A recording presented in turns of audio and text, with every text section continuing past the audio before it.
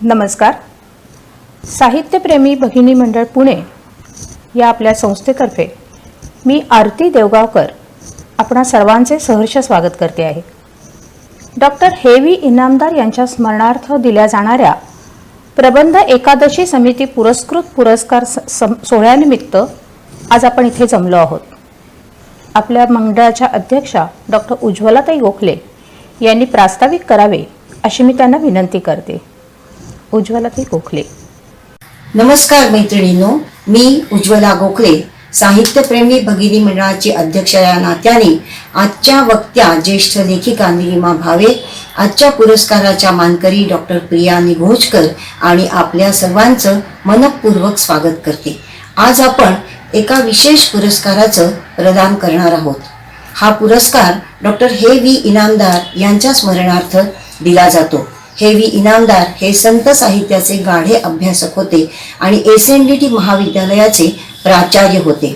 इनामदार सरांच्या मार्गदर्शनाखाली PhD अर्थात विद्यावाचस्पती ही पदवी मिळवणाऱ्या आपल्या कार्यकारी विश्वस्त doctor Manda Khandge, doctor Lalita Mirajkar, doctor Supriya Atre, doctor Anjali Soman अशा 11 जणींनी एकत्र येऊन प्रबंध एकादशी समिती स्थापन केली आणि त्याद्वारे हा पुरस्कार दरवर्षी दिला जातो.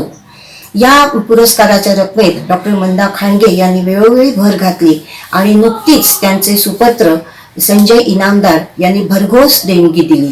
हा पुरस्कार विशेषतः संत साहित्य, समीक्षा आणि संशोधन या साहित्य प्रकारांना दिला जातो. या पुरस्काराचं स्वरूप ₹5,000, सन्मानपत्र आणि पुष्पगुच्छ अशा स्वरूपाचा असतो. 2000 सालापासून हा पुरस्कार नियमितपणे दिला जातो. आतापर्यंत doctor Pratima Kulkarni, doctor Aruna Dhere, doctor Usha Deshmukh, doctor Nilima Gundi, Mangala Athalekar, Madhavi Desai या आणि अशा अनेक मान्यवरांना हा पुरस्कार दिला गेला. या वर्षीचा प्रबंध एकादशी पुरस्कार डॉक्टर प्रिया निघोजकर यांच्या त्र्यंवी सरदेशमुख आत्मनिष्ठ लेखकाची बखर या ग्रंथाला देण्यात येणार आहे. हा ग्रंथ राजहंस प्रकाशनने प्रसिद्ध केला आहे. मी डॉक्टर प्रिया निघोजकर यांचं साहित्यप्रेमी भगिनी मंडळातर्फे मनपूर्वक अभिनंदन करते. या पुरस्कारासाठी परीक्षक म्हणून डॉक्टर निलिमा गुंडी यांनी काम पाहिलं. मी निलिमा गुंडी यांना विनंती करते की त्यांनी पुरस्कार प्राप्त ग्रंथाविषयी विवेचन करावे. नमस्कार, मी निलिमा गुंडी. साहित्यप्रेमी भगिनी मंडळाचे अनेक वाङ्मयीन उपक्रम चालू असतात. त्यापैकी एक महत्त्वाचा उपक्रम म्हणजे डॉक्टर हेवी इनामदार यांच्या स्मरणार्थ दिला जाणारा प्रबंध एकादशी पुरस्कार. मराठीतल्या स्त्रीलिखित संशोधन, समीक्षा या विषयीच्या लेखनाबद्दल हा पुरस्कार दिला जातो. आजपर्यंत अनेक मान्यवर लेखकांना हा पुरस्कार मिळालेला आहे. यंदाचा म्हणजेच 2019च्या वर्षातल्या उत्तम लेखनाबद्दलचा पुरस्कार डॉक्टर प्रिया निघोजकर यांच्या त्र्यंवी सरदेशमुख आत्मनिष्ठ लेखकाची बखर या राजहंस प्रकाशनच्या पुस्तकाला देण्यात येत आहे.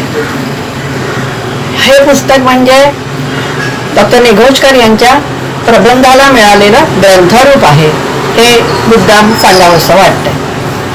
हे पुस्तक मी या पुस्तकाची थोडक्यात ओळख करून देते आहे. त्र्यंवी सरदेशमुख हे मराठी साहित्यातले एक मानदंड होते. साहित्य अकादमी पुरस्कार प्राप्त असलेल्या या लेखकांनी कादंबरी, काव्य, नाटक, समीक्षा आणि अनुवाद अशा साहित्य प्रकारांमध्ये भरीव कामगिरी केलेली आहे. डॉक्टर प्रिया निघोजकर यांनी एकेका प्रकरणामध्ये त्यांच्या एकेका साहित्य प्रकारातील लेखनाचा अतिशय बारकाईने अभ्यास केलेला आहे. सुरुवातीचं पहिलं प्रकरण हे सरदेशमुख यांच्या वाङ्मयीन व्यक्तिमत्वाची ओळख करून देणारं, शोध घेणारं म्हणून महत्वाचं आहे. या पुस्तकामध्ये उपसंहारासकट 7 विभाग आहेत आणि अतिशय महत्वाची अशी पूरक परिशिष्टही त्यामध्ये आहे. त्यामुळे या ग्रंथाला अतिशय बांधीव असा आकार मिळालेला आहे. यामध्ये संशोधन आहे, आस्वाद आहे, समीक्षा आहे आणि महत्त्वाचे चरित्रात्मक तपशील सुद्धा आहेत. त्यामुळे या साऱ्या घटकांमुळे या ग्रंथाचं जे वाङ्मयीन योगदान आहे ते उल्लेखनीय ठरत आहे. लेखिकेने सरदेशमुखांच्या लेखनाचा अतिशय मोठा पैस लीलया लक्षात घेतलाय आणि त्याचं मर्मही उलगडून दाखवलंय. ते करताना संदर्भ लेखनाची जी शिस्त असते ती काटेकोरपणे पाळली आहे हे विशेष. त्यामुळे मराठीतील स्त्री समीक्षकांच्या यादीत डॉक्टर प्रिया निघोजकर हे नाव कोरलं जाईल असा मला विश्वास वाटतो. लेखिकेचे मी मनापासून अभिनंदन करते. धन्यवाद निलिमाताई. आजचा पुरस्कार ज्यांना प्रदान केला जातो आहे त्या डॉक्टर प्रिया निघोजकर यांनी वि वा शिरवाडकर लिखित एकाकी तारा या ललित गद्याचा चिकित्सक अभ्यास या विषयावर एमफिलसाठी संशोधन केले होते.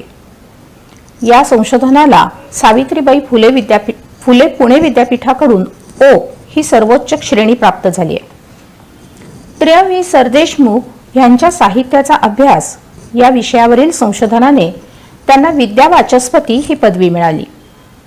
सेवा सदन प्रशाला येथे माध्यमिक शिक्षिका म्हणून कार्यरत असणाऱ्या प्रियाताई यांचे खेळ, सक्षम समीक्षा, भाषा आणि जीवन, मराठी संशोधन पत्रिका, ललित आदी वाङ्मयीन नियतकालिकातून सरदेशमुख यांच्या साहित्यावर आधारित लेख प्रकाशित झाले आहेत. इतरही अनेक वर्तमानपत्रे, नियतकालिके यातून त्यांचे शैक्षणिक, सांस्कृतिक तसेच सामाजिक विषयांवरील स्फुटलेखन प्रकाशित झाले आहे. बाळकृष्ण अनंत भिडे यांची समीक्षा या विषयावर त्यांचे सध्या लेखन सुरू आहे. मी डॉक्टर प्रिया निघोजकर यांना विनंती करते की त्यांनी पुरस्कारानिमित्त आपले मनोगत व्यक्त करावे. डॉक्टर प्रियाताई निघोजकर. नमस्कार. मी डॉक्टर प्रिया प्रदीप निघोजकर. सर्वप्रथम मी साहित्यप्रेमी भगिनी मंडळास मनपूर्वक धन्यवाद देते की 2019 मधील प्रबंध एकादशी या पुरस्कारासाठी त्यांनी माझ्या त्र्यंबी सरदेशमुख आत्मनिष्ठ लेखकाची बखर या समीक्षा ग्रंथाची निवड केली. माझ्यासाठी हा निश्चितच आनंदाचा आणि समाधानाचा क्षण आहे. साहित्य क्षेत्रात मौलिक योगदान दिलेल्या कैलासवासी आदरणीय हेवी इनामदार यांच्या स्मृतिप्रित्यर्थ दिला जाणारा हा पुरस्कार त्याच निष्ठेनं कार्य केलेल्या प्राध्यापक त्र्यंबी सरदेशमुख यांच्या साहित्य समीक्षेच्या ग्रंथास प्राप्त व्हावा हा एक अनुपम योग आहे. मी अत्यंत विनम्र भावानं हा पुरस्कार माझे गुरु आदरणीय डॉक्टर सुरा चुनेकर यांना अर्पण करते. मला सांगायला आनंद वाटतो की या पुस्तकाला त्यांचे आशीर्वाद लाभले. पुस्तकाची प्रस्तावना सरांचीच आहे. या पुस्तकाची पाठराखणही सरांनीच केलेली आहे. या आनंदाच्या क्षणी मला त्यांची तीव्रतेनं आठवण होते आहे. मला आणखीही एका गोष्टीचा आनंद वाटतोय की माझघर ते मुक्तांगण असा भारतीय स्त्रियांच्या प्रवासाचा सखोल अभ्यास करणाऱ्या, स्त्री जाणीवांविषयी आत्मीय भाव असणाऱ्या साहित्यप्रेमी भगिनी मंडळाकडून हा पुरस्कार सोहळा संपन्न होणार आहे. आपल्या प्रवाहातील मी देखील एक नवागत प्रवासी आहे. कृतज्ञता हे आपल्या भारतीय संस्कृतीनं आपल्याला दिलेलं सर्वश्रेष्ठ मूल्य आहे असं मी मानते. आणि याच मूल्यभानातून आदरणीय इनामदार यांच्या 11 विद्यार्थिनींनी हा पुरस्कार सुरू केला हे जेव्हा मला समजलं तेव्हा माझ्याच अहोभाग्याचा मला हेवा वाटला. पुरस्कार प्राप्तीच्या आनंदाबरोबरच साहित्य क्षेत्रात काम करण्याच्या माझ्या जबाबदारीची या निमित्तानं मला जाणीव होते आहे. आता माझ्या समीक्षा ग्रंथाविषयी मी थोडंसं सांगू इच्छिते.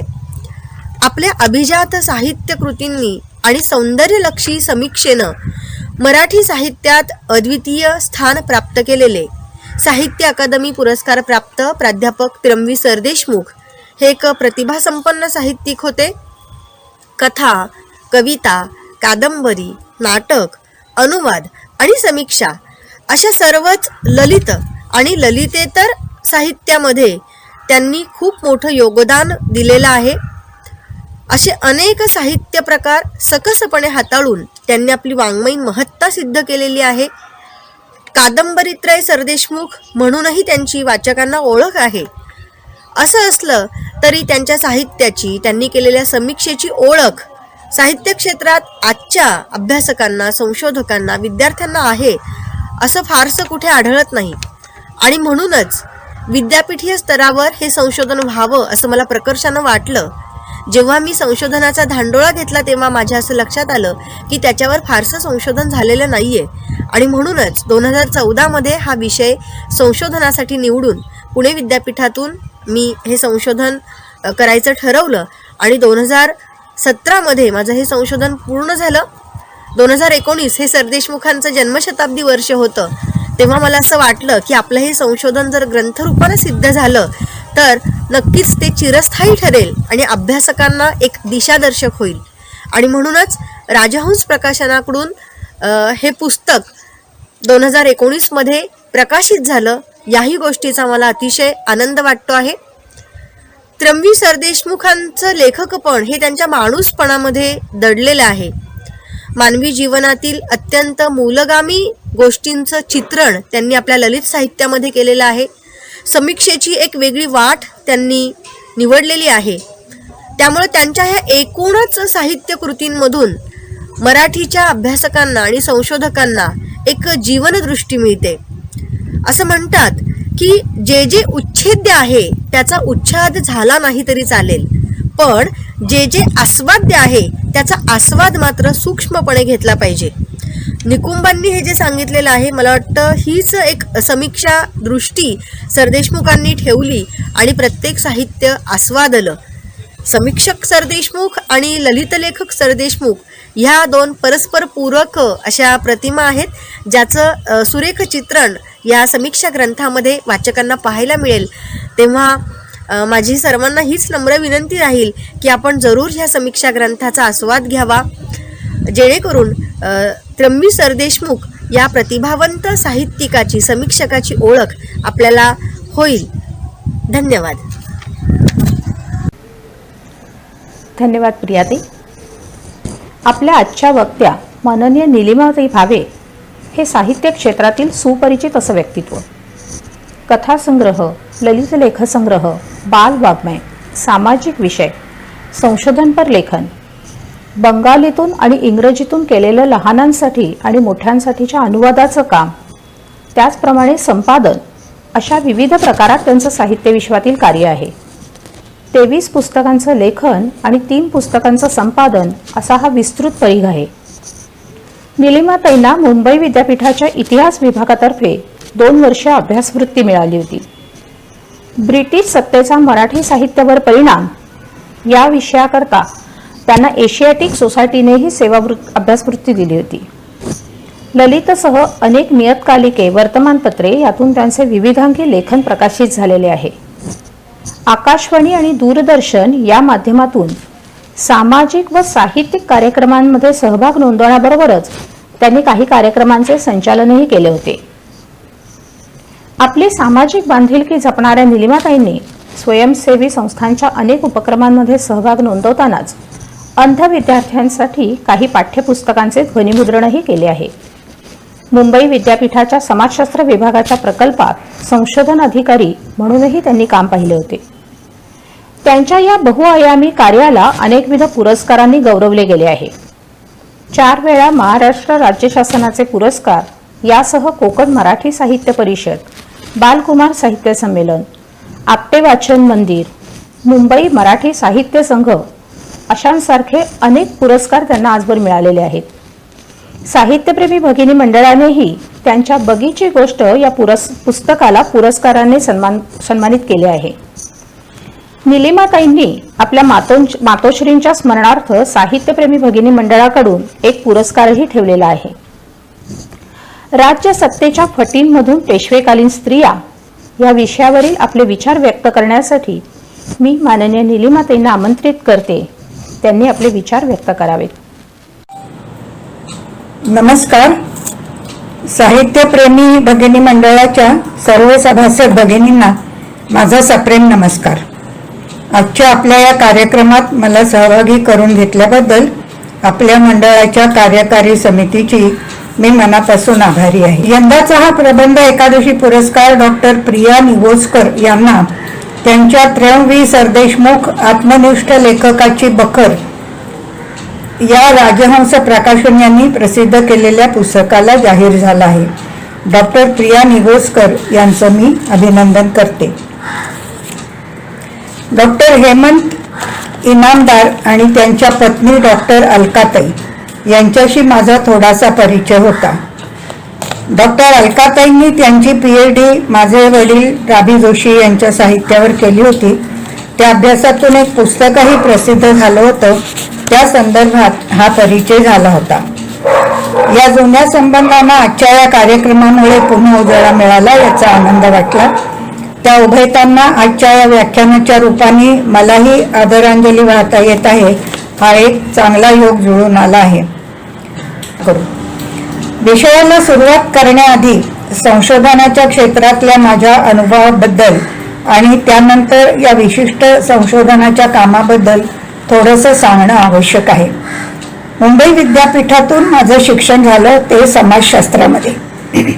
MA झाल्यानंतर लगेच मला विद्यापीठाच्या समाजशास्त्र विभागाने त्यावेळी हातात घेतलेल्या एका सामाजिक संशोधनाच्या प्रकल्पात काम करण्याची संधी मिळाली. हा प्रकल्प युनेस्को तर्फे आलेला होता आणि त्यात घरातून पळून जाणाऱ्या मुलांचा अभ्यास करायचा होता. ही मुलं पोलिसांनी पकडलेली आणि रिमांड होममध्ये ठेवलेली असायची. या मुलांना भेटायचं, त्यांच्याशी बोलायचं, त्यांच्याकडून त्यांच्या घरचा पत्ता घ्यायचा. मुलं स्थानिक असतील तर घरी जाऊन घरच्या लोकांशी बोलायचं, बाहेरगावची असतील तर पत्रव्यवहार करायचा, शाळेत जाणारी असतील तर शाळेत जाऊन शिक्षकांशी बोलायचं आणि या सगळ्या बोलण्यातून प्रश्न विचारून त्यांची माहिती गोळा करायची. मग त्या माहितीचं वर्गीकरण करायचं आणि त्यातून त्यांच्या घरातून पळून जाण्याची कारणं शोधायची. असं हे संशोधन किंवा सामाजिक सर्वेक्षण होतं, ज्याला फील्ड बेस्ड रिसर्च म्हणतात. तसं संशोधनाच्या क्षेत्रामध्ये प्रयोगशाळेतलं संशोधन हा पण एक प्रकार असतो. तो विज्ञानाच्या क्षेत्रातला असतो. लॅबोरेटरी बेस्ड असं त्याला म्हटलं जातं. मी आत्ता जे काम केलं पेशवे काळावर ते कागदपत्रांच्या आधाराने केलेलं होतं. त्याला लायब्ररी बेस्ड रिसर्च किंवा कागदपत्रांच्या आधाराने केलेलं संशोधन असं म्हणता येईल. संशोधन कोणत्याही प्रकारातलं असलं तरी त्यात काही घटक समान असतात. ते म्हणजे आपल्या अभ्यासाच्या विषयासंबंधी माहिती मिळवणं, तिचं वर्गीकरण करणं आणि त्यातून निष्कर्ष काढणं. या निष्कर्षांची विश्वासार्हता ठरवण्याचे देखील निकष असतात. ते म्हणजे संदर्भ साधनांचा अस्सलपणा, संशोधन पद्धतीची विद्वन मान्यता आणि निष्कर्षांची तर्कशुद्धता. अर्थात हे सर्व विवेचन अगदी प्राथमिक आणि ढोबळ स्वरूपाचं आहे आणि केवळ पार्श्वभूमी दाखल दिलेला आहे. आता आपल्या आजच्या विषयाच्या पार्श्वभूमीबद्दल थोडंसं सांगावं लागेल. 1975 साली युनेस्कोतर्फे आंतरराष्ट्रीय महिला वर्ष जाहीर करण्यात आलं. त्यानंतर स्त्रियांच्या प्रश्नांचा अभ्यास करण्यासाठी जगभरातल्या देशांमध्ये स्त्री अभ्यास केंद्र स्थापन करण्यात आली. मुंबईच्या टाटा सामाजिक विज्ञान संस्थेचं स्त्री अभ्यास केंद्र देखील याच काळात सुरू झालं. या अभ्यास केंद्रातर्फे महाराष्ट्रातील स्त्रीमुक्तीच्या पाऊलखुणा हा संशोधन प्रकल्प हाती घेण्यात आला. त्यासाठी आर्थिक सहाय्य फोर्ड फाउंडेशन कडून मिळालं. या योजनेच्या मार्गदर्शक आणि समन्वयक म्हणून टाटा सामाजिक विज्ञान संस्थेतल्या समाजशास्त्र विभागाच्या तत्कालीन प्रमुख डॉक्टर सुमा चिटणीस या काम पाहत होत्या. महाराष्ट्राच्या इतिहासातल्या साधारण 350 वर्षांमधल्या 4 कालखंडांचा अभ्यास यात वेगवेगळ्या अभ्यासकांनी करायचा होता. या मालिकेत 18व्या शतकातल्या पेशवाईच्या कालखंडाचा अभ्यास करण्याचं काम माझ्याकडे आलं. या अभ्यासातून निघणारे निष्कर्ष विश्वासार्ह असायला हवेत हा उद्देश ठेवला होता आणि त्यानुसार अभ्यासाची संदर्भ साधनं म्हणून फक्त प्रथम दर्जाच्या मानल्या जाणाऱ्या ऐतिहासिक कागदपत्रांमधल्या नोंदी वापरायचं ठरवलं, ज्यामध्ये तत्कालीन पत्रव्यवहार, न्यायनिवाडे, रोजकीर्द, वतनपत्र इत्यादींचा समावेश असतो. यात बखर वाङ्मयाचा समावेश नसतो. तर अशा कागदपत्रांमध्ये जिथे जिथे स्त्रियांचे उल्लेख सापडले ते सर्व नोंदवून घेऊन त्यांचं वर्गीकरण करायचं आणि त्यातून तत्कालीन स्त्री जीवनाचं काही चित्र उभं राहतं का ते पाहायचं, असं थोडक्यात सांगायचं तर हे काम होतं. या अभ्यासात ज्या स्त्रियांची कमी जास्त माहिती मिळाली ती एकत्रितपणे पाहिल्यावर त्यात 2 ठळक विभाग दिसून आले. त्यांच्या तपशिलात आज आपण जाणार नाही. त्यातल्या फक्त एका विभागातल्या आणि त्याही फक्त काही स्त्रियांवर आपण लक्ष केंद्रित करणार आहोत. त्या आहेत पेशवे घराण्यातल्या स्त्रिया. महाराष्ट्राच्या इतिहासात 18वे शतक हा कालखंड पेशवाई म्हणून ओळखला जातो. पेशवाईचे देखील 2 ठळक विभाग पडतात. एक पानिपतच्या लढाईच्या पराभवाआधीची आणि दुसरा या पराभवानंतरची. पहिले पेशवे बाळाजी विश्वनाथ यांनी कारभाराची घडी बसवली. तो सुरुवातीचा काळ 1713 ते 1720. त्यानंतर चौथाई वसूल करण्यासाठी महाराष्ट्राच्या सीमा ओलांडून मराठ्यांचा वचक पश्चिम, उत्तर, मध्य आणि दक्षिण हिंदुस्थानात बसवणाऱ्या पहिल्या बाजीरावांचा काळ 1720 ते 1740. त्यानंतर राज्याला स्थिरता देणारा नानासाहेब पेशव्यांचा काळ 1740 ते 1761. मग येते पानिपतची लढाई. सुमारे 51 वर्षानंतर मराठ्यांचं पानिपत होतं. त्यातून राज्य सावरण्याचे थोरल्या माधवरावांचे प्रयत्न, त्यांची ढासळती तब्येत आणि त्यांना सतत मनस्ताप देणारा गृहकलह यांच्यामुळे फारसे परिणामकारक ठरत नाहीत. त्यांचा काळ 1761 ते 1772. अल्पायुष्यात झालेल्या त्यांच्या निधनानंतर पेशवा झालेले त्यांचे कनिष्ठ बंधू नारायणराव वर्षभरातच भाऊबंदकीचे बळी ठरतात. यानंतर बारभाईंचं कारस्थान, 40 दिवसांच्या सवाई माधवरावांवर घातलेली पेशवाईची वस्त्र या तणावपूर्ण आणि अस्थिर काळात राज्याच्या कारभाराची सूत्र पेशव्यांकडून फडणीसांच्या हातात जातात. 1795 साली सवाई माधवरावांच्या अपघाती निधनानंतर ही वस्त्र दुसऱ्या बाजीरावावर चढवली जातात. फडणीसांची सद्दी संपते. रावबाजी सुरू होते. पेशवाईच्या शेवटच्या अंकाची घंटा वाजते. 1818 साली शनिवार वाड्यावरचा मराठ्यांच्या राज्याचा भगवा ध्वज खाली उतरवला जातो आणि इंग्रजांचा ध्वज त्या जागी फडफडू लागतो. पेशवे पदच खालसा केलं जातं. पुण्याचे पेशवे त्यांच्या कुटुंब कबिला लवाजम्यासकट उत्तरेत गंगेकाठी ब्रह्मावर्ताला रवाना केले जातात. तेथे ते स्नानसंध्या करत सुखाने 50 वर्ष जगतात. मनाने अजूनही पेशवाईत रमणाऱ्या आणि स्वतःला आम्ही पेशवे आहोत पेशवे असं काहीशा गमतीने आणि थोड्याशा अभिमानाने म्हणून घेणाऱ्या पुणेकरांनी ज्यांचा वारसा अभिमानाने सांगावा, असं खरं तर एकूण 7 पेशव्यांपैकी फक्त 2च पेशवे होते. पहिले पेशवे बाळाजी विश्वनाथ भट आणि दुसरे पेशवे बाळाजी विश्वनाथांचे थोरले चिरंजीव बाजीराव. बाळाजी विश्वनाथांनी आपल्या मुत्सद्देगिरीने मराठेशाहीच्या जुन्या सरदारांना ताराबाईंकडून शाहूकडे वळवून घेतलं आणि छत्रपती शाहू महाराजांची साताऱ्याची गादी मजबूत केली. तिला राजकीय स्थिरता आणली. त्यानंतर त्यांनी शाहू महाराजांसाठी दिल्लीच्या मोगल सम्राटांकडून महाराष्ट्राबाहेरच्या 6 सुभ्याची सरदेशमुखी आणि त्यांची चौथाई यांच्या सनदा आणल्या आणि राज्याची आर्थिक गडी बसवली. मराठ्यांना आपलं राजकीय वर्चस्व स्थापन करण्यासाठी पश्चिम, उत्तर, मध्य आणि दक्षिण हिंदुस्थानचे भूभाग मोकळे करून दिले.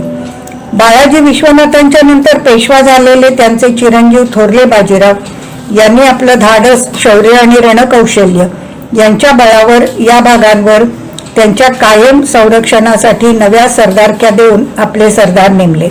गुजरातेत गायकवाड, उत्तर हिंदुस्थानात शिंदे, माळव्यात होळकर आणि पवार, दक्षिणेकडे पटवर्धन असं मराठा मंडळ तयार झालं, ज्यात पुण्याचे पेशवे हे कोंदणातल्या हिऱ्याप्रमाणे चमकायला लागले. थोरल्या बाजीरावांच्या नंतर पेशवा झालेले त्यांचे थोरले चिरंजीव नानासाहेब यांचं मुख्य काम वाडवडिलांनी मिळवलेलं राखण्याचं होतं. पुणे शहराचं सुशोभीकरण करण्याचं श्रेय त्यांना जातं. मात्र महाराणी ताराबाईंशी चाललेला सततचा सत्ता संघर्ष, त्यामुळे अस्थिर झालेलं दरबारातलं वातावरण आणि शेवटी पानिपतच्या लढाईत दिल्लीच्या सिंहासनाचं रक्षण करण्यात आलेलं अपयश आणि त्यामुळे कर्तव्यात कमी पडण्याची नामुष्की असा त्यांचा शेवट झाला. नानासाहेबांच्या नंतर पेशवे झालेले माधवराव हे कर्तबगार असूनही गृहकलह आणि ढासळती तब्येत यामुळे अल्पायुषी ठरले. नंतरचे पेशवे त्यांचे धाकटेबंधू नारायणराव यांचा वर्षभरातच भाऊबंदकीमुळे खून झाला हे सर्व आपण आधी पाहिलंच आहे. त्यांचा खून झाला त्यावेळेस त्यांची पत्नी गरोदर होती आणि नंतर तिला पुत्र झाला ते सवाई माधवराव. यांना ते 40 दिवसाचे असताना पेशवाईची वस्त्र देण्यात आली आणि त्यानंतर महाराष्ट्राच्या राज्यकारभाराची सूत्र पेशव्यांकडून फडणवीसांकडे आली. सवाई माधवरावांच्या अपघाती निधनानंतर पेशवा झालेले दुसरे बाजीराव कारभार सांभाळू शकले नाहीत. इंग्रजांनी त्यांना पदच्युत करून पेशवे पदच खालसा केलं. या प्रत्येक पेशव्याच्या कारकिर्दीची थोडीशी ओळख करून देणं गरजेचं होतं, कारण आजच्या आपल्या व्याख्यानाचा जो विषय आहे इतिहासातून डोकावणाऱ्या पेशवे स्त्रिया, या स्त्रिया यातल्या प्रत्येक पेशव्याशी या ना त्या नात्याने संबंधित होत्या. निवडलेल्या स्त्रिया या त्यांच्या व्यक्तिमत्वातल्या काही वैशिष्ट्यांमुळे इतिहासात दखलपात्र ठरल्या आहेत. ही वैशिष्ट्य त्यांना त्यांच्या काळाच्या पुढे नेणारी आहेत. या स्त्रियांसंबंधीच्या नोंदी मुख्यतः रियासतकार सरदेसाई यांनी संपादित केलेल्या पेशवे दप्तराच्या खंडामध्ये सापडल्या. तशाच वासुदेव शास्त्री खरे यांनी संपादित केलेल्या साधनांमध्येही सापडल्या. या निमित्ताने संशोधनाच्या पद्धतीविषयी थोडंसं सांगावंसं वाटतं, कारण कोणत्याही संशोधनातून काढलेल्या निष्कर्षांची विश्वसनीयता ठरवण्याचे काही निकष असतात. त्यात संदर्भ साधनांच्या विश्वसनीयतेबरोबरच संशोधनाची पद्धतही महत्त्वाची असते आणि त्या पद्धतीमध्ये सगळ्यात जास्त महत्त्वाचा असतो तो ती पद्धत वापरतानाचा संशोधकाचा वैचारिक निष्पक्षपातीपणा. माहिती नोंदवून घेताना कोणती नोंदवून घ्यायची, कोणती बाजूला सरायची, कोणती नजरेआड करायची, कोणती आपल्याला सोयीच्या असलेल्या पद्धतीने घ्यायची, कोणती माहिती निष्कर्ष आधीच ठरवून त्या चौकटीत बसवायची, असे माहिती वापरण्याच्या पद्धतीचे अनेक प्रकार असू शकतात. इतिहास संशोधन आणि इतिहास लेखन या दोन वेगळ्या गोष्टी असतात. संशोधक साधनं शोधून काढतो तर लेखक त्या साधनांचा उपयोग करून इतिहास लिहितो. खरं तर साधनं शोधत असताना देखील संशोधक काही माहितीकडे दुर्लक्ष करतो आणि आपल्या हेतूला पूरक होईल अशी माहिती निवडतो. त्यामुळे संदर्भ साधनं अस्सल असली तरी त्यातली मुळातली सर्वच माहिती त्यात असेल अशी खात्री देता येत नाही. विशेषतः स्त्रियांच्या बाबतीतल्या माहितीत असं अनेक वेळा घडतं. त्याबद्दल संशोधक द रा पारसनीस यांनी त्यांच्या बायजाबाई शिंदे यांच्या चरित्राच्या प्रस्तावनेत तळमळीने आणि तपशिलाने लिहिलं आहे. या सर्व त्रुटी गृहीत धरूनही जेव्हा स्त्रियांबद्दल काही विशेष वेगळी माहिती आढळते तेव्हा ती जास्त महत्त्वाची असते. या व्याख्यानात ज्या स्त्रियांचा उल्लेख येणार आहे त्यांच्याबद्दलच्या माहितीचे तपशील याच कारणांसाठी महत्त्वाचे आहेत. ते त्या स्त्रियांना त्यांच्या काळाच्या पुढे घेऊन जाणारे आहेत. पेशव्यांच्या कारकिर्दीतल्या सर्व प्रकारच्या कागदपत्रांचं संपादन करण्याचं काम तत्कालीन इंग्रज सरकारने रियासतकार गोस सरदेसाई यांच्याकडे सोपवलं होतं. त्यांनी या कागदपत्रांचं विषयवारीने 45 खंड तयार केले. बरीचशी कागदपत्र राजकीय, लष्करी इत्यादी घडामोडींबद्दल होती. मात्र या सगळ्या भाऊगर्दीत काही कागदपत्र अशीही होती ज्यात पेशवे घराण्यातल्या काही स्त्रियांनी वेळोवेळी घेतलेल्या धाडसी निर्णयांचे उल्लेख होते, ज्यातून त्यांचं व्यक्तिमत्व उठून दिसत होतं. अशा काही पेशवे स्त्रियांचा उल्लेख करायचा झाला तर त्या होत्या: पहिले पेशवे बाळाजी विश्वनाथ यांच्या पत्नी राधाबाई, नानासाहेब पेशवे यांच्या पत्नी गोपिकाबाई, रघुनाथरावांच्या पत्नी आनंदीबाई, नानासाहेब पेशव्यांचे कनिष्ठ बंधू जनार्दन पंत यांच्या बालविधवा पत्नी सगुणाबाई, सदाशिवराव भाऊंच्या पत्नी पार्वतीबाई, नारायणराव पेशव्यांच्या पत्नी गंगाबाई. या पेशवे स्त्रियांनी काही विशिष्ट प्रसंगांमध्ये काळाच्या पुढे जाणारे वैयक्तिक किंवा सामाजिक स्वरूपाचे निर्णय तत्कालीन सामाजिक रूढींना बाजूला सारून घेतले. त्यांच्या त्या निर्णयांचा पुरुष मंडळींनी आदर केला, परंतु त्यांच्या विचारीपणाचा आणि धैर्याचा त्यांच्या नंतर आलेल्या स्त्रियांवर फारसा परिणाम झालेला दिसत नाही आणि त्या रूढीग्रस्त आयुष्य जगत राहिल्या ही खेदाची गोष्ट म्हणावी लागेल. या स्त्रियांच्या मनोधैर्याची, बौद्धिक आवाक्याची, दूरदर्शीपणाची तसेच सुधारणावादी विचारांची स्वतंत्र दखल इतिहासाने घेतली नाही, नंतरच्या स्त्रीमुक्ती चळवळीनेही घेतली नाही. आधी सांगितलेल्या इतिहासाने दखल घेतलेल्या पेशवे स्त्रियांपैकी पहिल्या राधाबाई पेशवे यांचा जन्म 1675च्या सुमाराचा असावा असा अंदाज इतिहासकारांनी केला आहे. त्यांना लिहिता वाचता येत होतं, तसंच इतर पेशवे स्त्रियांनाही येत होतं. आणि राधाबाईंना पत्र लिहिण्याची हौसही होती, जी पुढे गोपिकाबाई आणि आनंदीबाई यांच्यामध्येही दिसते. आपले पती बाळाजी विश्वनाथ आणि पुत्र थोरले बाजीराव या पेशव्यांच्या कारकिर्दीत कुटुंबाची सर्व व्यवस्था त्या पाहत असत असं त्यांच्या पत्रांवरून दिसतं. इतकंच नव्हे तर पेशवे घराण्याच्या बाहेरच्या सरदार मंडळींशी देखील त्यांचा प्रसंग परत्वे किंवा खुशालीचा पत्रव्यवहार असायचा. अशी पत्र त्यांनी कान्होजी आंग्रे आणि त्यांच्या पत्नी यांना लिहिली आहेत आणि त्यांनी पण यांना लिहिली आहेत, ती उपलब्ध आहेत. बाजीराव सतत मोहिमेवर असत तरी देखील त्यांच्याशी त्यांचा नियमित पत्रव्यवहार होता, ज्यातून त्यांनी बाजीरावांना लष्करी बाबतीसकट अनेक बाबतीत सल्ले दिले आहेत. पती बाळाजी बाजीराव यशाच्या पायऱ्या चढत असताना त्यांच्या कारकिर्दीतही राधाबाईंचा सक्रिय सहभाग असावा असं मानायला त्यामुळे जागा आहे, पण तशा नोंदी सापडलेल्या नाहीत. मात्र बाजीरावाशी इतके चांगले संबंध असूनही मस्तानी प्रकरणात बाजीरावांसमोर त्यांचं काही चालू शकलं नव्हतं. त्यांचे नातू नानासाहेब यांच्या कारकिर्दीत राधाबाईंच्या कारभारावर नानासाहेबांचं नियंत्रण आलेलं बऱ्याच नोंदींमधून दिसून येतं. राधाबाई प्रसंगी नानासाहेबांच्या अनुपस्थितीत शासनविषयक निर्णयही घेत असत. सुरुवातीला खालचे लोक ते निर्णय मान्यही करत असत. उदाहरणार्थ एक नोंद सांगते की गोविंद भट बर्वा यांनी फटकाल कर्म केलं म्हणून ब्राह्मणांनी त्याच्यावर समत घालायचं ठरवलं होतं, पण राधाबाईंच्या सांगण्यावरून ग्रामस्थांनी समत घातले नाही. ही पेशवे दप्तरातली नोंद आहे. मात्र नंतरची एक नोंद जरा वेगळ्या सुरातली आहे. गोविंद हरी पटवर्धन यांच्या घरची बटकीण वेगळ्या जातीची निघाल्याने त्यांच्या घरातल्या सर्वांना उपास पडायला लागला, कारण प्रायश्चित्त द्यायला ब्राह्मण येईनात. हे कळल्यावर राधाबाईंनी स्वतः पुढाकार घेऊन अंताजी पंत आणि जिवाजी पंत यांच्या घरी जाऊन त्यांना बरोबर घेतलं आणि विद्वान ब्राह्मणांशी स्वतः संपर्क साधायला सुरुवात केली. पण ते ब्राह्मण म्हणायला लागले की प्रायश्चित्त देण्यासाठी पेशव्यांची आज्ञा पाहिजे. यावर राधाबाईंनी उत्तर दिलं की आम्ही सर्व पंडितांना व ब्राह्मणांना आज्ञा केली की प्रायश्चित्त देणे. आम्ही आज्ञा केली तीच प्रभूची आज्ञा आहे, दुसरा अर्थ चित्तात न आणणे. तरी देखील हे ब्राह्मण याबद्दल नानासाहेबांच्या कानावर उलट सुलट काहीतरी घालतील आणि फंद फैलाव होईल, त्याच्या आधीच बंदोबस्त करावा म्हणून राधाबाईंनी ताबडतोब हे सर्व वर्तमान नानासाहेबांना कळवलं. म्हणजे नानासाहेब कदाचित ब्राह्मणांची बाजू घेऊन राधाबाईंच्या निर्णयाविरुद्ध जाणं शक्य होतं असं राधाबाईंना वाटलं असावं. याहून अधिक स्पष्ट उदाहरण पुण्यातल्या पाण्याच्या वाटपासंबंधात आहे, जिथे राधाबाईंचा निर्णय नानासाहेबांनी मान्य न करण्याची शक्यता राधाबाईंना वाटली आहे.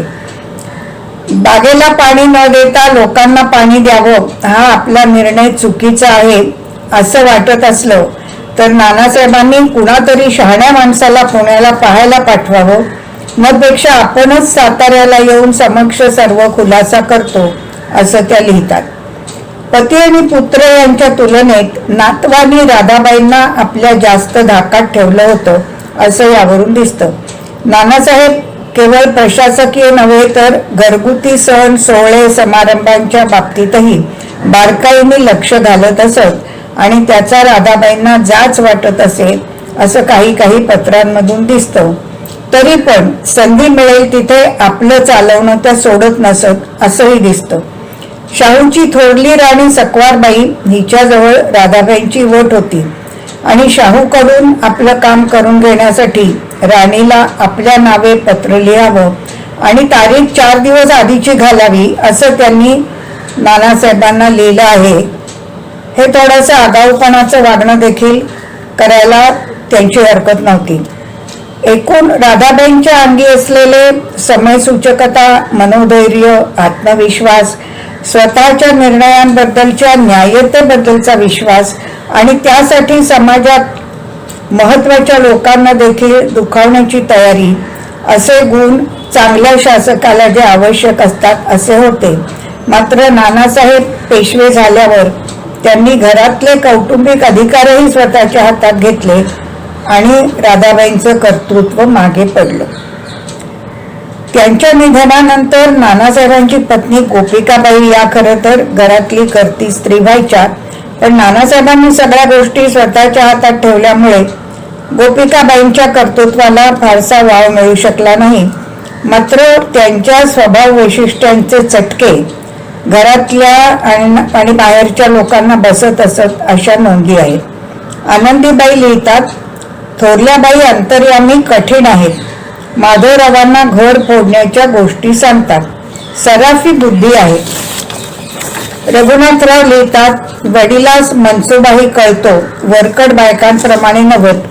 तर गोविंदरी पटवर्धन लिहितात, बाई मोठी मनसबेबाज आहे. पण नानासाहेबांबरोबर संसार करताना गोपिकाबाईंनी स्वतःकडे त्यांच्यासारखा मोठेपणा घेऊन सर्व कौटुंबिक नाती निभावली. नानासाहेबांना दाम्पत्य जीवनात पूर्ण साथ दिली अशाही नोंदी आहेत. मात्र त्यांना त्यांच्या हयातीत, पतीच्या हयातीत राजकारणात प्रवेश करता आला नाही, जो त्यांनी त्यांच्या निधनानंतर आपला पुत्र माधवराव पेशव्यांच्या कारकिर्दीत करण्याचा प्रयत्न केला. मात्र त्यांचं राजकारण कोत्या बुद्धीचं होतं असं दिसतं आणि माधवरावांनी त्यांना हस्तक्षेप करू दिला नाही. त्या उभयतांच्या काही पत्रांमधून गोपिकाबाईंनी दिलेले सल्ले आणि माधवरावांनी त्या सल्ल्यांना दिलेलं प्रत्युत्तर, यातून माधवराव सतत गोपिकाबाईंना त्यांची जागा दाखवून देत सतत असं दिसून येतं.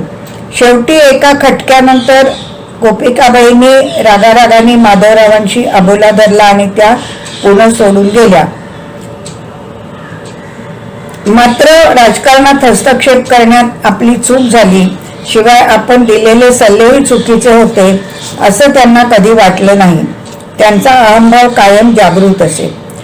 सवाई माधवराव पेशव्यांना त्यांनी केलेला 13 कलमी उपदेशातून त्यांना आतून असलेली सत्ता गाजवण्याची ओढ, सत्तेच्या राजकारणातली आव्हानं स्वीकारणं आणि सत्ताधारी असल्याच्या भावनेचं सुख उपभोगणं यांचं आकर्षण, सत्ताधाऱ्यांच्या वागण्यातला डामडौल आणि मोठेपणाचं प्रदर्शन, हे सर्व त्या उपदेशात उमटलं आहे. परंतु पेशव्यांची सून, पत्नी, माता, आजी हे सर्व असूनही त्यांना आपल्या आयुष्यात हे सत्ताधारीपणाचं सुख उपभोगता आलं नाही. त्यासाठी सर्वस्वी त्याच जबाबदार होत्या असं मात्र म्हणता येणार नाही. रघुनाथरावांच्या पत्नी आनंदीबाई या पेशवाईतल्या सगळ्यात प्रसिद्ध किंवा कुप्रसिद्ध स्त्री होत. त्यांनी धचा मार केल्यामुळे नारायणराव पेशव्यांचा खून झाला असा ठपका त्यांच्यावर ठेवला जातो. या आख्यायिकेला इतिहासात पुरावा सापडत नाही. ती कुणी आणि का प्रसृत केली तेही कळत नाही. कदाचित रघुनाथराव आपले म्हणून चांगले आणि आनंदीबाई बाहेरून आलेल्या म्हणून दोषी, हे आपलं नेहमीचं आजही अनुभवाला येणारं कौटुंबिक राजकारण त्यामागे असावं असाही एक अंदाज आहे. कदाचित पुढच्या आयुष्यातल्या आनंदीबाईंच्या महत्वाकांक्षी कारवायांच्या संदर्भात अशी अफवा पसरली गेली असावी, हेही शक्य आहे. पेशवे दप्तराचा 4था पूर्ण खंड आनंदीबाईची दिनचर्या या नावाचा आहे. त्यात रियासतकार सरदेसाईंनी आनंदीबाईच्या आयुष्याचा आढावा घेतला आहे आणि अतिशय सहानुभूतीपूर्वक तिचा विचार केला आहे. रघुनाथरावांना पेशवाईची वस्त्र हक्काने मिळायला हवीत असं तिचं म्हणणं होतं. धारच्या किल्ल्यात कैदेत असताना दुसऱ्या बाजीरावाच्या जन्मानंतर तिने आजूबाजूचे लोक जमवून पुण्याच्या शासकांविरुद्ध बंडाचा झेंडा उभारला होता. रघुनाथराव इंग्रजांकडे मदत मागायला गेल्यानंतर त्यांची बाजू मांडणारी लांब लांब पत्र त्यांनी सखाराम बापू आणि नाना फडणीस यांना लिहिली होती. एकूण आनंदीबाईंना मोकळं सोडणं धोक्याचं आहे हे जाणवून नाना फडणीसांनी त्यांना नजरकैदेत ठेवलं. नवऱ्याच्या अपयशामुळे आणि दुसऱ्या बाजीरावाच्या बेफाम वागण्यामुळे आनंदीबाईंचं मनस्वास्थ्य बिघडलं होतं. त्याच स्थितीत त्यांना मृत्यू आला. त्यांच्या आमचे सर्व गुण, त्यांची उपक्रमशीलता, धाडस, राजकारणाची समज, राजकीय दूरदर्शीपणा हे सर्व रघुनाथरावांच्या चंचल आणि अविचारी स्वभावामुळे वाया गेलं असं रियासतकारांनी म्हटलं आहे. पण स्वतः इतक्या वाईट परिस्थितीत असूनही पेशवे घराण्यातल्या व्यक्तींबद्दल त्यांच्या मनात एक हळवा कोपरा होता. गोपिकाबाईंच्या निधनानंतर अल्पवयी सवाई माधवराव एकटे पडले आणि आपणही लांब आणि परस्वाधीन याबद्दल त्यांनी हळहळ व्यक्त केली आहे. गोपिकाबाई आणि आनंदीबाई यांची धाकटी जाऊ असलेल्या सगुणाबाई यांची कहाणी जरा वेगळी आहे. नानासाहेब आणि रघुनाथराव यांचे धाकटे बंधू जनार्दन पंत अल्पायुषी ठरले. त्यांच्या पत्नी सगुणाबाई वयाच्या 10व्या वर्षी विधवा झाल्या. एकूण 44 वर्षांच्या आपल्या आयुष्यातली 34 वर्ष त्यांनी वैधव्य दशेत काढली. पेशव्यांच्या समृद्ध आणि आबाद घराण्यात सर्व सांसारिक सुखांपासून दूर राहून त्यांनी आपलं आयुष्य घालवलं. व्यावहारिकदृष्ट्या त्यांना कुटुंबात कोणतंच विशिष्ट स्थान नव्हतं. तरी देखील तत्कालीन पत्रव्यवहारात त्यांची दखल घेणाऱ्या नोंदी पाहायला मिळाल्या. व्यक्तिशः त्यांचा आदर पेशवे करीत असत अशी पत्र आहेत. त्यांच्या काशी यात्रेची सर्व व्यवस्था त्यांनी केली होती. त्यांचा स्वतःचा धार्मिक ग्रंथांचा संग्रह होता, ज्यात हौसेनी चित्र काढलेल्या पोथ्या होत्या. तसंच ताईतात मावू शकेल या आकाराच्या भगवद्गीतेच्या आणि भागवताच्या प्रती होत्या. त्यांच्या ग्रंथसंग्रहाची इतिहासकारांनी स्वतंत्रपणे दखल घेतली आहे. त्या अर्थी ही गोष्ट विरळा असावी. घरातल्या भाऊबंदकीत त्या अलिप्त राहिल्या, पण गरज असेल तेव्हा मदत करीत गेल्या असं पेशवे घराण्याच्या इतिहासात नमूद आहे. त्यांच्या स्वभावगत गुणांमुळे त्यांना कुटुंबात त्यांचं असं स्थान मिळालं असावं. माधवरावांनंतर पेशवे झालेले नारायणराव यांचा खून झाला तेव्हा ते 18 वर्षांचे होते आणि त्यांच्या पत्नी गंगाबाई तेव्हा गरोदर होत्या. त्यामुळे त्यांचं केशवपन केलं गेलं नाही असं इतिहासकार सांगतात. त्या वारल्या तेव्हाही त्या सकेशाच होत्या. वैधव्य दशेतही त्यांचं रीतसर डोहाळजेवण केलं गेलं होतं. त्यासाठी सदाशिवराव भाऊंच्या पत्नी पार्वतीबाई यांनी पुढाकार घेतला होता. पार्वतीबाईंबद्दल विशेष सांगण्याजोगी गोष्ट म्हणजे पानिपतावरच्या पराभवानंतर सदाशिवरावांचा मृतदेह कोणी पाहिलेला नसल्याने त्यांनी पतीचा मृत्यू स्वीकारायला नकार दिला होता आणि त्या सर्व सौभाग्यालंकार घालूनच असत. या गोष्टीला नानासाहेबांनी परवानगी दिली आणि त्यासाठी शास्त्रार्थही शोधला. वचने काढून राहावले असा उल्लेख आहे. त्या निधन पावल्यावर त्यांच्याबरोबरच सदाशिवराव भाऊंची उत्तरक्रिया केली गेली. नारायणरावांच्या खुनाच्या वेळी गंगाबाईंना दिवस आहेत असं कळल्यावर त्यांना सुरक्षेसाठी पुरंदर किल्ल्यावर नेण्यात आलं. त्यानंतर सवाई माधवरावांचा जन्म होईपर्यंत पुण्याचा कारभार गंगाबाईंच्या नावाने चालत होता. त्यासंबंधीची नोंद पुरंदरे दप्तरात सापडते. नोंद अशी आहे, बाईंच्या हुकमावर केशवराव कोतवाल होता, त्याला धरलं. पुरेश्वराहून पुण्यात मातोश्रीचा हुकूम चालला.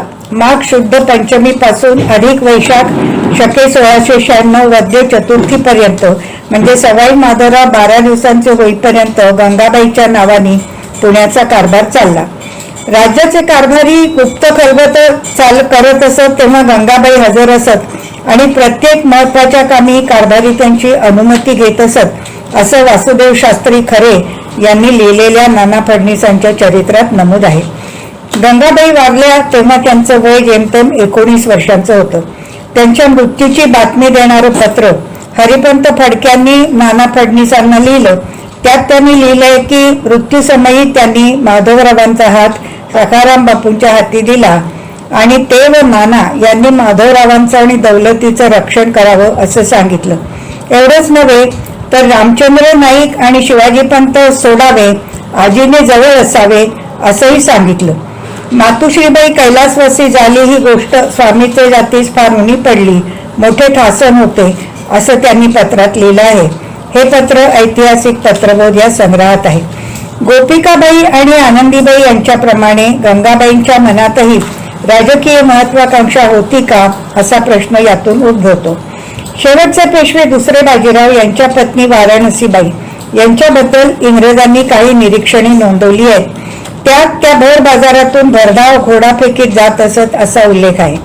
पेशवाई खालसा झाल्यानंतर वाराणसीबाईंनी माणसे जमवून उठाव करू नये म्हणून त्यांना पुण्यापासून लांब ठेवलं होतं, असाही उल्लेख सापडतो. आतापर्यंत ज्यांची थोडक्यात माहिती दिली त्या सर्व स्त्रिया पेशव्यांच्या घरातल्या होत्या. याखेरीज घोरपडे, पटवर्धन, पंतप्रतिनिधी पुरंदरे यांच्या घरातल्या स्त्रियांचेही उल्लेख कागदपत्रात काही काही प्रसंगात सापडतात. मराठा सरदारांपैकी आंग्रे, दाभाडे, भोसले, सातारचे भोसले आणि कोल्हापूरचे भोसले, निंबाळकर, शिंदे या घराण्यातल्या स्त्रियांचेही उल्लेख त्यांच्या योगदानानुसार वाचायला मिळतात. 18व्या शतकातल्या राजसत्तेशी संबंध आलेल्या स्त्रियांसंबंधी माझं जे काम होतं त्याचे निष्कर्ष मी इथे मांडणार नाही. आजचा विषय पेशवे स्त्रियांपुरता मर्यादित ठेवला आहे आणि तो इथे संपत आहे. या सर्व स्त्रियांमध्ये रमाबाईचं नाव नाही याबद्दल आपल्याला नक्कीच आश्चर्य वाटलं असेल, कदाचित अपेक्षाभंगही झाला असेल. माझ्या वाचनात आलेल्या कागदपत्रांमध्ये त्या माधवरावांचा आदेश मान्य करून धीरोदात्तपणे सती गेल्या एवढाच उल्लेख वाचण्यात आला. त्या आधीचा सर्व कथाभाग या सूत्राला धरून फुलवत नेला असावा. जसं बाजीरावांनी मस्तानीला शनिवारवाड्यात आणून ठेवलं, तिच्यापासून झालेल्या आपल्या मुलाची मुंज व्हावी असा आग्रह धरला, पेशव्यांचा वंशज म्हणून त्याला स्वतंत्र जहागीर दिवली, या सूत्राला धरून बाजीराव मस्तानीची प्रेमकथा फुलवली गेली आहे. इतिहासकारांनी याला आक्षेप घेतलेला नाही. ते कलावंताचं अभिव्यक्ती स्वातंत्र्य आहे, कल्पना स्वातंत्र्य आहे, त्याच दृष्टीने त्याकडे पाहिलं म्हणजे झालं. आपण माझं व्याख्यान शांतपणे ऐकून घेतलं याबद्दल मी आपली आभारी आहे, असं व्याख्यानाच्या शेवटी म्हणायची पद्धत आहे. आजचं भाषण श्रोतेसमोर नसतानाच झालंय, तेव्हा ते शांततेने ऐकून घेतलं की कुणी मध्ये कुजबूज केली किंवा उठून गेलं ते मला समजायला काही मार्ग नाही. तरी देखील एकूणच मी आपली आभारी आहे. नमस्कार. साहित्यप्रेमी भगिनी मंडळाच्या डॉक्टर हे व्ही इनामदार यांच्या स्मरणार्थ प्रबंध एकादशी समिती पुरस्कृत पुरस्कार सोहळ्यात उपस्थित राहून आपले मौलिक विचार मांडणाऱ्या माननीय निलिमाताई भावे यांचे मनपूर्वक आभार. आजच्या पुरस्कारार्थी डॉक्टर प्रिया निघोजकर यांचे पुनश्च एकवार अभिनंदन आणि आपले विचार व्यक्त केल्याबद्दल धन्यवाद. संस्थेच्या विश्वस्त डॉक्टर निलिमाताई गुंडी यांनी पुरस्कारामागची आपली भूमिका मांडली, त्यांचेही आभार. या पुरस्कारासाठी देणगी देणाऱ्या आपल्या संस्थेच्या कार्यकारी विश्वस्त डॉक्टर मंदाताई खांडगे तसेच त्यांच्या सहकारी मैत्रिणी आणि इनामदार कुटुंबीय ह्या सुहृदांच्या ऋणात राहणेच आम्ही पसंत करू. हा कार्यक्रम पाहणाऱ्या उपस्थित आपणा सर्व प्रेक्षक श्रोत्यांचे मनपूर्वक धन्यवाद. आज हा कार्यक्रम संपला असं मी जाहीर करते. पुन्हा भेटूया. नमस्कार.